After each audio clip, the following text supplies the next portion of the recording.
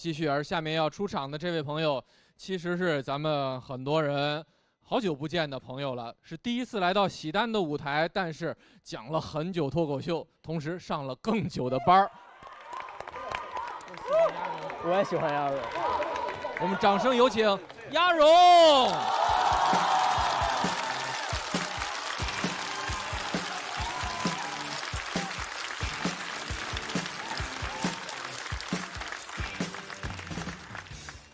大家好，我是鸭蓉。对，我是一个还在上班的脱口秀演员，我现在已经工作快10年了。对，然后我最近就悟到了一点啊，我就发现就是如果你在刚工作的时候觉得自己有很多不会的啊，你千万不要过度焦虑，因为当你工作10年之后，你就发现有些事情啊还是不会。我到现在都不会应酬。我们领导还很疑惑，他说：“你们脱口秀演员不是都很爱喝酒吗？怎么不会应酬？”我说：“我们脱口秀演员语言表达也很精准的，说了爱喝酒，没说爱陪酒。”然后大家如果以前听过我的段子，应该也听得出来，我这个人蛮有主见的啊，所以我吃饭也是有自己的节奏的啊。我们领导也不说看着点啊，每次就是他提一杯的时候，我都在啃羊排。我也非常不擅长敬酒，就是我找不到敬酒那个 timing。就我不知道为什么，就每次我正打算站起来的时候，就有人他已经站起来了。而且你一旦错过第一个 timing，第二个 timing 就更难把握了，因为变量更多了。你要在领导休息好之后，以及第二个人准备好之前，大概就那么几秒钟，稍纵即逝。我每次都纵掉。所以这个时候我就特别怀念我们脱口秀经典赛制。我说，要不然想敬酒的人都站起来吧，让领导反选，对吧？然后我觉得很奇怪的一点就是说，其他人好像都能敬上酒，只有我老是慢半拍啊。所以我真的怀疑过，我说会不会这个房间里它其实是有一个 BGM 的，只是我听不到。但是我很擅长推理，我根据他们敬酒的这个流程和节奏，我反推了一下，我觉得这个 BGM 应该是这样子的：1打打，2打打，站起来去敬酒，举起杯一大口，拍马屁往回走。但是我就是卡不上这个节奏啊，而且只有我卡不上这个节奏啊！就每次去应酬，特别像一个篝火晚会啊，所有人在那边举着酒杯载歌载舞，只有我一个人在篝火旁边跳竹竿舞，被夹脚。而且我不理解为什么要敬酒啊？有的人说是因为酒很珍贵，所以要通过敬酒来表示对客人的尊重。我觉得应该是骗人的。我觉得如果真的是因为酒很珍贵的话啊，那就让客人一个人喝就可以了，对吧？我们请客的就不要喝酒了。我们就负责站那边说没事没事，我不喝我不喝，不爱喝不爱喝不爱喝，没关系，你多喝点多喝点没关系，我刚在厨房喝过了。而且不是说喝了就行，得喝很多，最好是喝到吐才能表示充分的尊重。所以我觉得不是因为酒珍贵表示尊重啊，完全就是以伤害自己来表示对对方的尊重。我想明白这一点之后，我现在看别人敬酒，我都觉得很荒谬，因为在我眼里那个画面就是我扇自己一巴掌，你扇自己一巴掌，咱们就有朋友了。而且我仔细想了一下，我觉得扇巴掌跟敬酒确实很像的。你想，都上脸，量大了都头晕。最关键的是，数学上其实已经论证过这个扇巴掌跟喝酒之间的关联性的，扇扇得酒。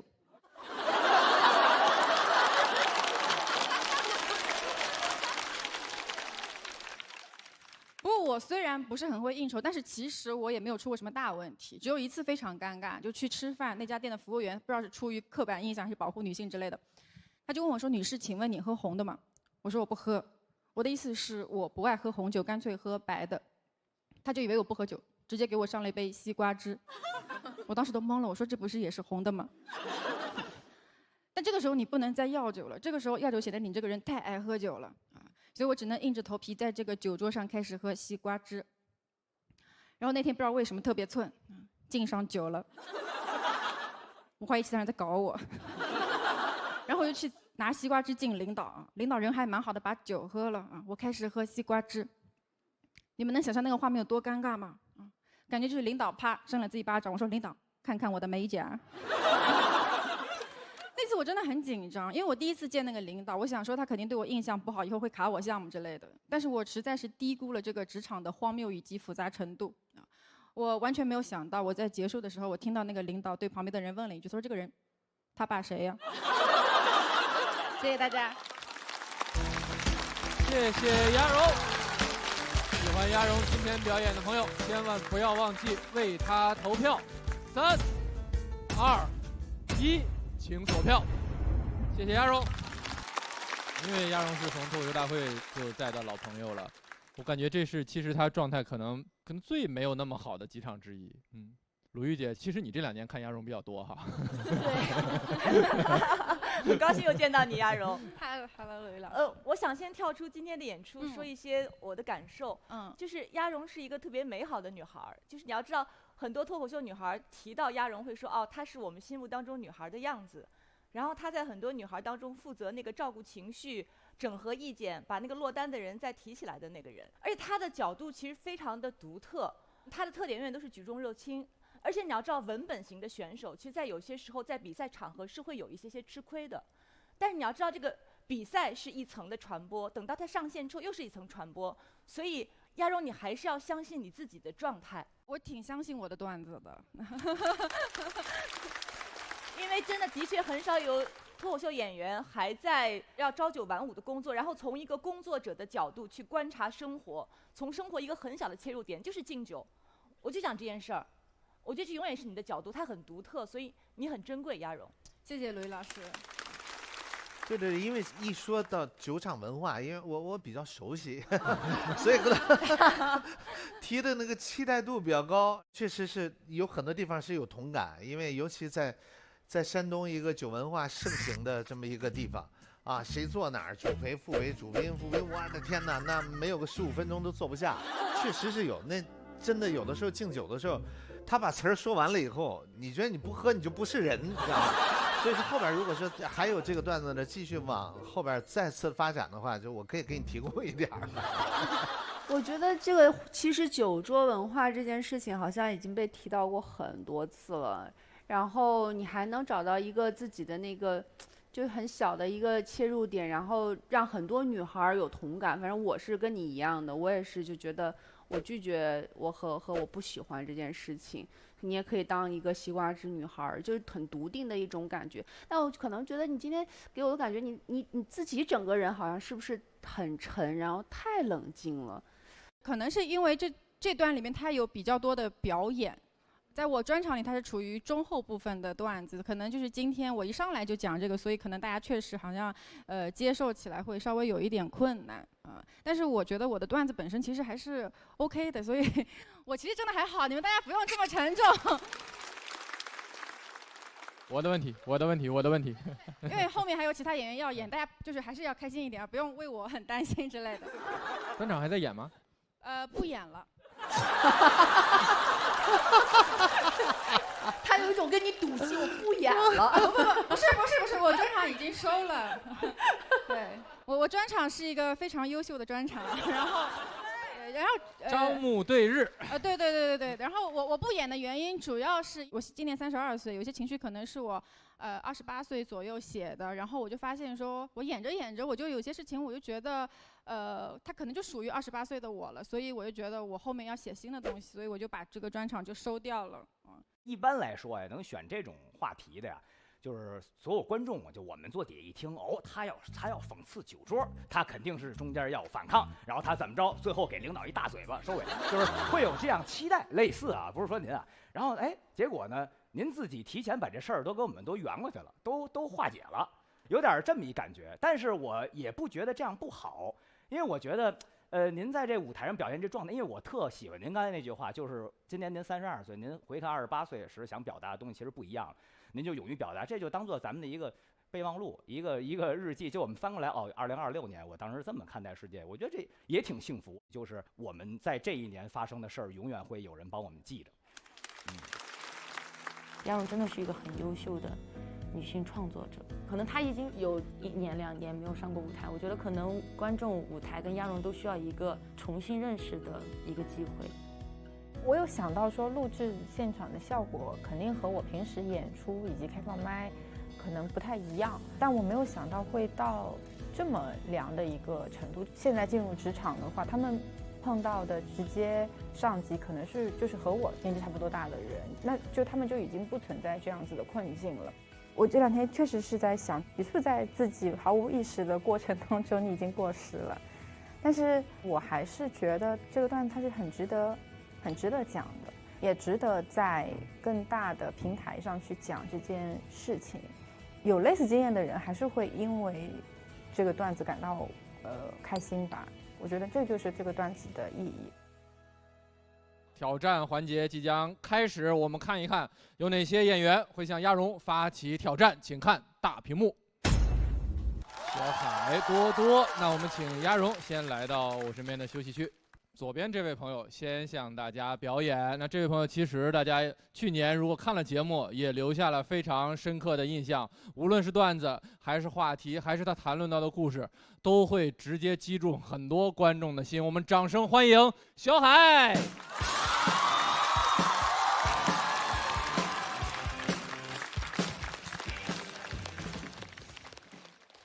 哎，大家好，我叫小海。谢谢。去年我是在节目上讲了一个不想穿胸罩的段子。我知道你们可能现在心里都有一个疑问。没穿。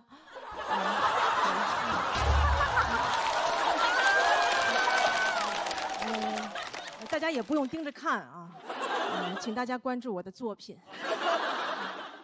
去年节目播完，有很多演员都收到了差评，我没有，我收到的都是骚扰。有一个大哥就给我发私信说，你确实不用穿，因为你太小了。我说来看看你有多大。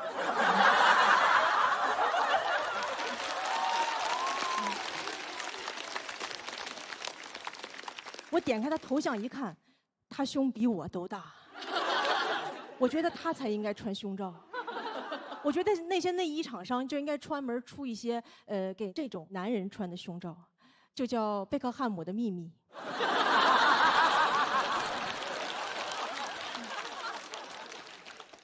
功能都不是为了聚拢显大，就是为了摊平显小。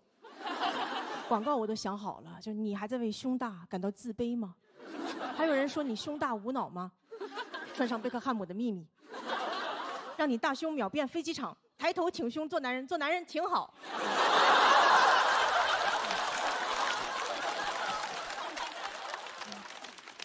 今年又来上海录节目了。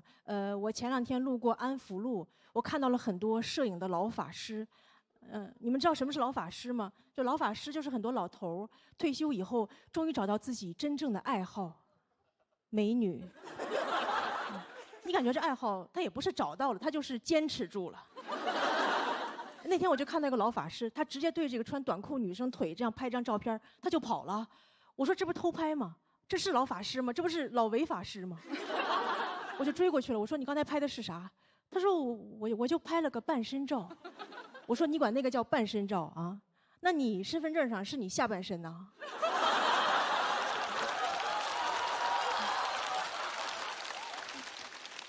对，来，我看看你的1寸免冠下半身照。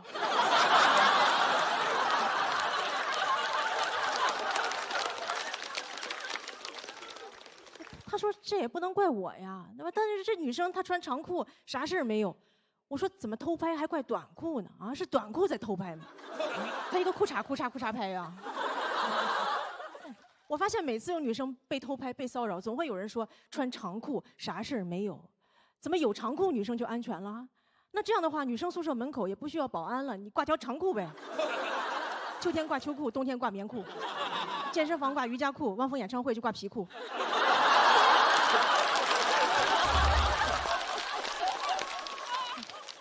还穿长裤啥事儿没有？这句话好像长裤的广告呀。穿长裤啥事儿没有？经常右脑就穿6条长裤。穿长裤，他好我也好。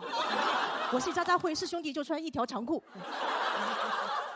当时他还狡辩，他说这真的不能怪我。他说你看穿短裤露出美腿，就是会激起人的欲望吗？你感觉对于这些人来说，你穿的再多都能激起他的欲望，对吧？你穿个瑜伽裤，你的美臀激起了我的欲望；你穿个长袖，你的锁骨激起了我的欲望；就算你穿成个木乃伊，你的神秘激起了我的欲望。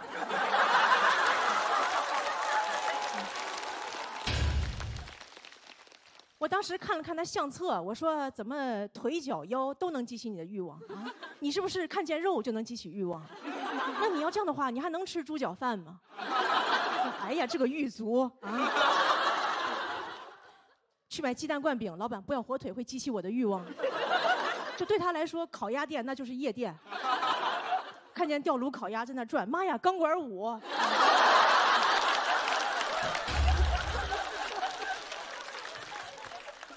我觉得这些老法师，你们要非要拍的话，可以拍点喜欢偷拍的，对吧？你们可以互相拍，对吧？老韩腿也是腿嘛。你们要是拍不好，我可以帮你们，对吧？回头我也建个账号，就叫街拍大爷。那朋友们喜欢老头的有福啦，到时候我就专门偷拍大爷偷拍，就叫大爷上班路透。4K 无水印高清大爷。回头我再开个摄影展，我还会去现场讲解。我说大家好，我叫小海 ，A.K.A 安福路站姐。大家来看这张照片，大爷长得多好看啊！看这脸包头，这高谢顶，看这张大爷身材多曼妙，看这核桃臀，这老蛮腰啊！要是有人问说你这样会不会侵权了？哎，他们都穿长裤了，啥事儿没有。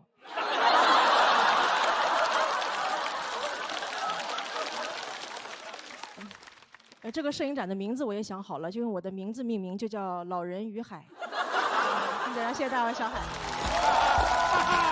这个挺好啊，他这个也短，节奏也好，好，我觉得特别轻快。请锁票，谢谢小海。谢谢。又在去年的基础上，又翻上去了，又小发雷霆一下。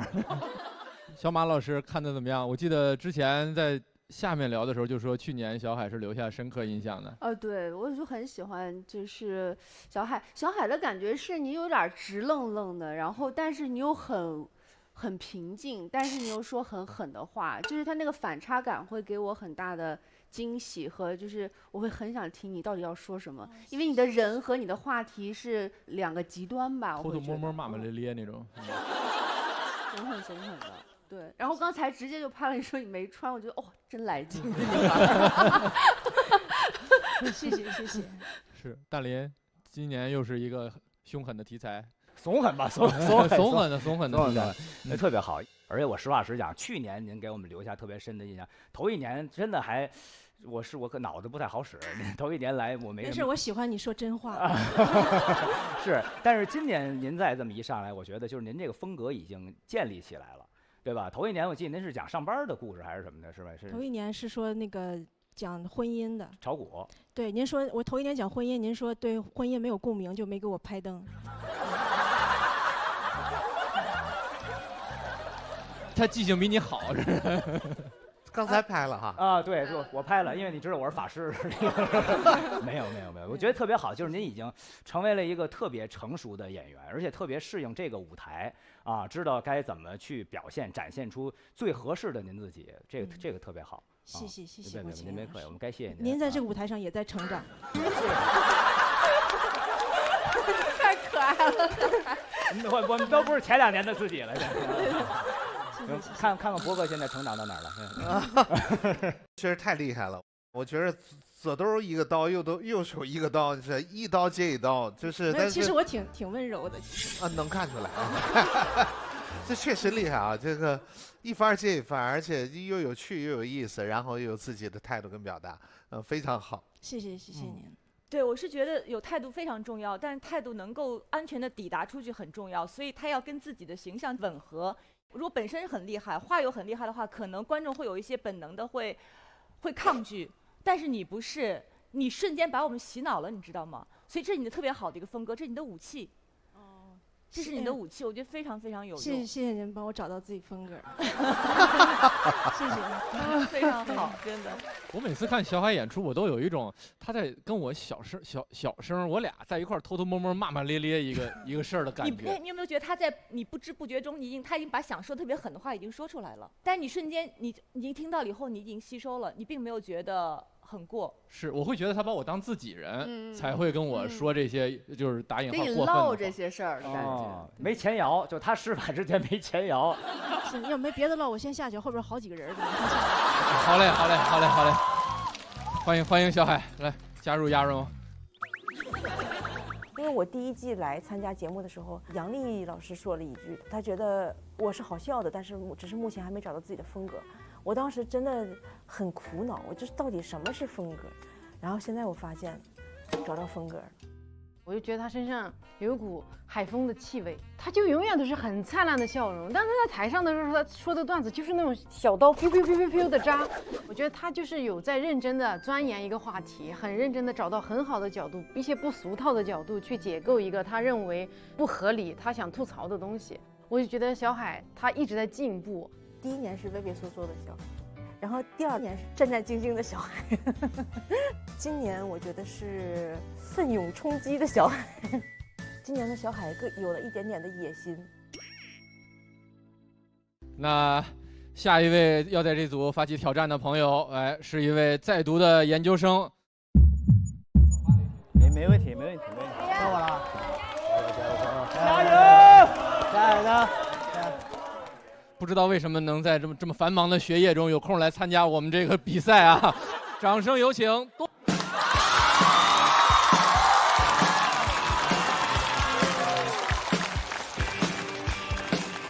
大家好，我叫多多，非常开心见到大家。然后做个简单自我介绍，我叫多多，现在是在上海读研究生3年级。开学第一天我就感觉人与人之间的差距蛮大的。我同学问我哪里人，我说我是四川的。他说四川好呀，四川好。哎，我以后可以把我上海的房子卖了，去四川养老。人聊天怎么能这么恶心呢？他不说，我都不知道他在上海有房子。我也很难回答。我说：“哎呦，上海好啊，上海好。哎，我以后可以把我四川老家的房子卖了，去上海等死。”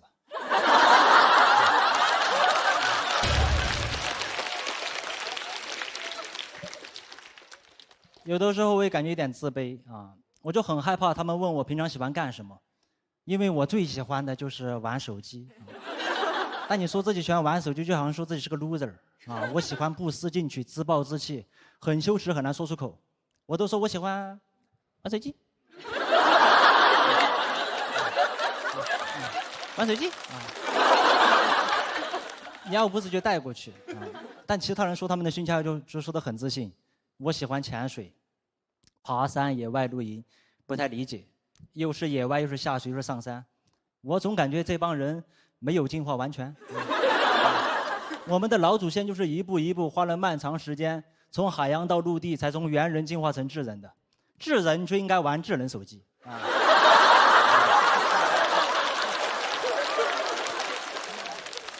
你让老祖先怎么想？老祖先一看，我去，怎么还在爬山？咱没有手机应该好好玩啊！咱老祖先当年没这个条件，你给他一个手机玩，他不知道玩得有多开心。每天窝在洞穴里刷 B 站，直接从猿人进化成2次元人。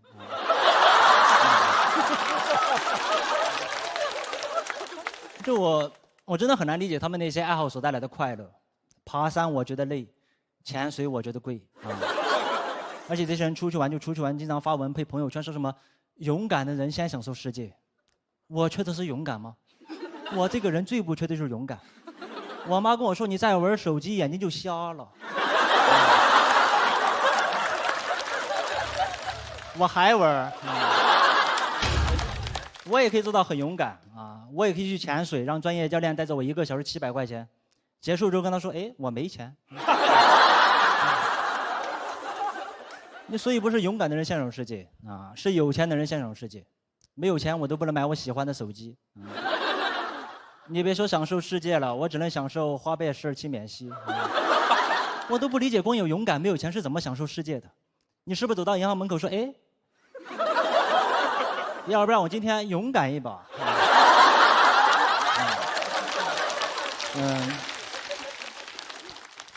我感觉这个社会对玩手机充满偏见啊！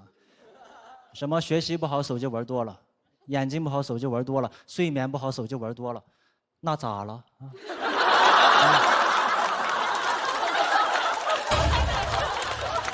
这不是应该的吗？手机带给你这么多快乐，你受点伤害怎么了？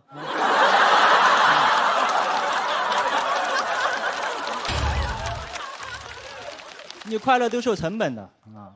你像潜水，万一潜着一回头氧气瓶丢了，那不完了吗？啊，还得再买一个。就我觉得兴趣爱好是没有什么高低贵贱之分的，但玩手机就好像这个鄙视链的最底端啊，玩安卓手机更底端。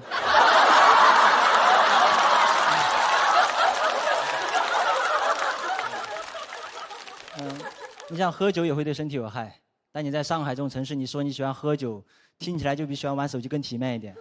啊，我有个朋友特别喜欢标榜自己爱喝酒，我问他喝啤的还是白的，他说 low， 从来不喝，他都喝高级的葡萄酒，因为喝多了不会头痛。哎，我说你为什么不直接喝水？我问他高级在哪里，他说他的葡萄是法国产的。我不知道他拽什么，我的苹果还是美国产的。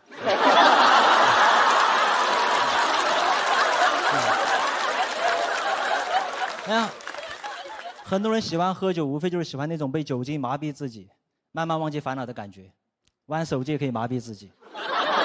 我手机玩了6年都玩烂了，现在边充电边玩手机，手机都漏电。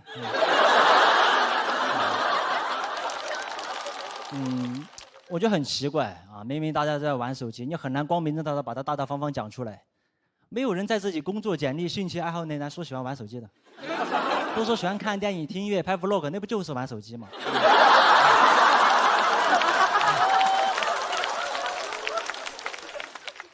你干嘛不能大大方方讲出来呢？啊，你对手机来说很不公平的。你手机帮过我们缓解过很多尴尬，有的时候在电梯里遇到一些半生不熟的人，你真的不知道说啥，你都低头玩手机。没有人说哇好尴尬呀，我要攀岩啊。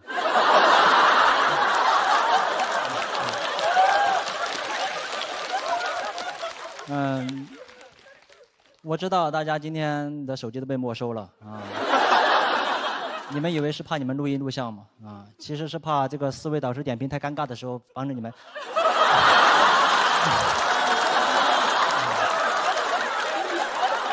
偷偷玩手机，偷偷玩手机。前段时间我有个朋友约我早上8点钟去市中心攀岩，我根本不懂攀岩，我只在上学的时候翻过墙。他说攀岩不一样，攀岩有不同的线路、不同的难度。我说爬上去之后干嘛呢？他说跳下来。我说跳下来，然后呢？他说再爬上去。我说跳下来之后不应该去上网吗？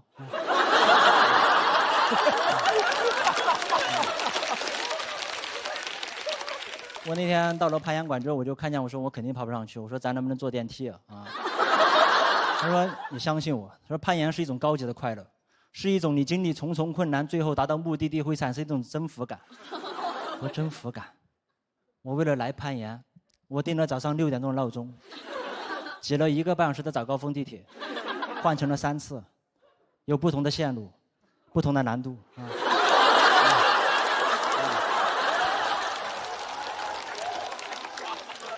我征服谁了啊？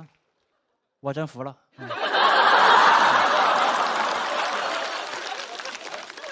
我最后还是跟着他爬了2个小时墙啊！结束之后，唯一的感觉就是累得想死。我为了缓过来，在床上玩了2天手机。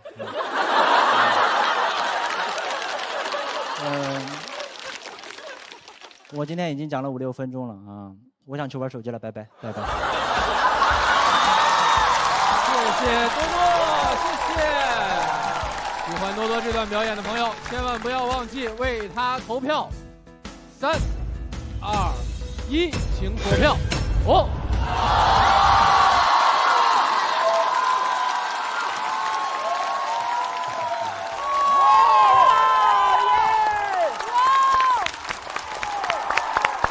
这个就是直接赢了，应该，因为前2个都没有。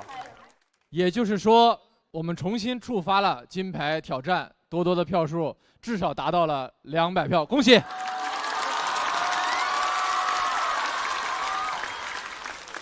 其实多多是老朋友了。对，我其实喜单一的时候来过1次，然后那次走得比较快。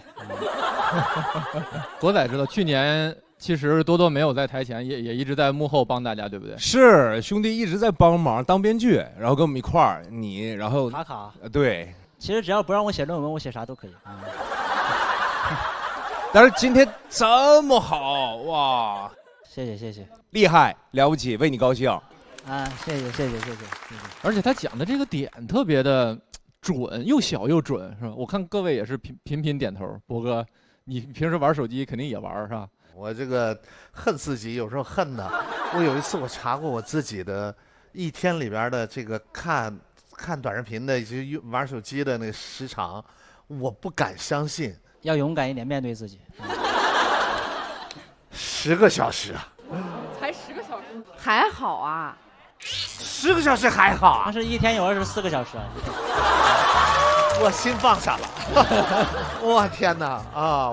我觉得特别好，就举重若轻啊，又轻松又有意思啊。然后有的梗就一看不是说是设计大招，这个把那弦拉得满满的来的，就回手一拍，跟我们小时候玩那个拍手似的那个，特别好。这判若两人，真的和第一季的你完全不一样。是吗？啊，然后我看您上来演的时候，其实我就对这一季有一个新的认识。我觉得就是很多老朋友来啊，比如说之前拿过名次，他们到这儿就特放松啊，无所谓，赢不赢输不输无所谓。你反而比前2年来的时候那个状态要超出不知多少倍去啊！而且您这个切入点又好，讲的都是大伙儿的心声。这2年没白玩手机，反正。你说段子，我觉得会让人挺着迷的，就是你的那个逻辑特别的妙。然后你就会觉得听着，真觉得本来我们都觉得这是一个弊大于利的事儿，然后你听着他就觉得还真是那么回事儿，还真这么回事儿，然后你就直面自己的这种欲望，然后就被你说服了，很厉害。我其实就一句话，我觉得好脱口秀就是不管是讲自己相信的，还是反讽的、荒谬的，最后就是自成逻辑，像马思纯讲那样，就说服了，觉得有道理，对呀，刷的对呀。你怎么那么尴尬呀？玩会手机吧，要不？我今天主要就是有点没有想到，这么观众支持我，然后有点缓不过来啊。是。你当时线下演的时候怎么样？其实现在这段有点不稳定，如果是年轻人还好，但是遇到一些中年人，他们就恨我。你怎么能感受到他们恨你？他们就是觉得你就是看着你就完了，感觉这个国家的未来这个未来这么脆弱吗？他们一天才玩10个小时手机。但我觉得我也是这种感受，就是好的脱口秀，包括好的喜剧，有的时候上来是个歪理，但他说着说着，你只要接受他的这个论证的过程，包括他的叙述的方式，你最后发现他有他的道理在。你可以不接受这一整套叙事，但是如果你接受了他的逻辑，其实他是对的。但你知道他的讽刺里面还套着讽刺，你看他有一句，他讲说，我是早晨6点钟起床，那个坐地铁1个半小时，换了3趟线，每趟线都有自己的难度，但他是去攀岩。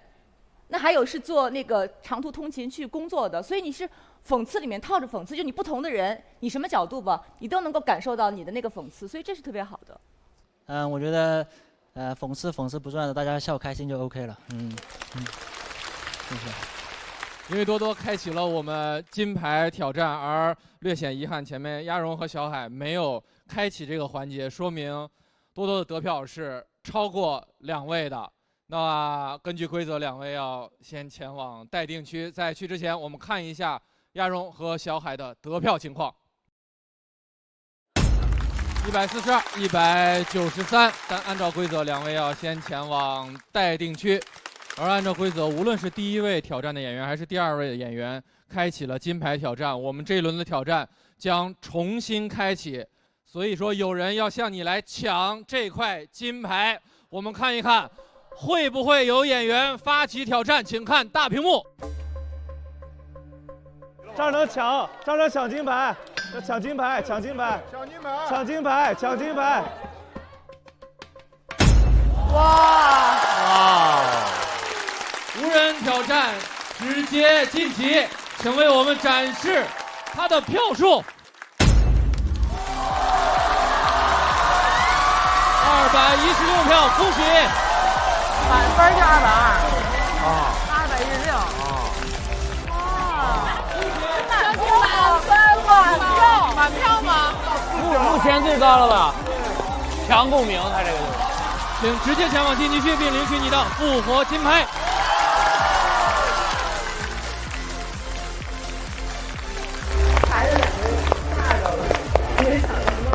智能手机的胜利。多多生活中就是有一种那种都行吧，平时生活中就有点丧丧的，然后你叫他出来干啥，他说行没问题。他很容易上当，真的就是走在路上被别人骗200万的那种。走在路上就能被骗200万啊！我觉得他就有点像那个像阿衰的那种感觉。早上好，起床了。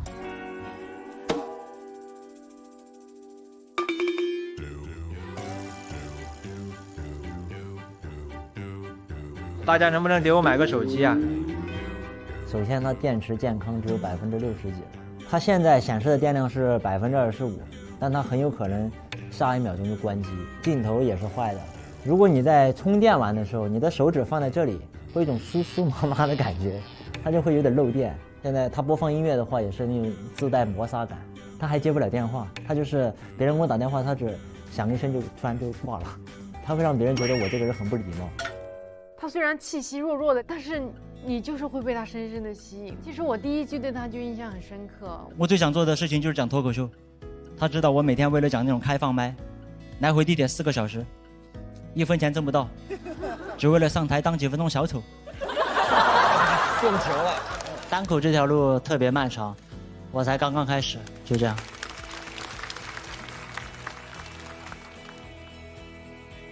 缘分。我觉得我跟单口喜剧真是缘分，我也是一时冲动，我就想着来试一试。试的时候也没有想过这种东西能不能做出来，双向奔赴吧。我感觉他对我也蛮好的。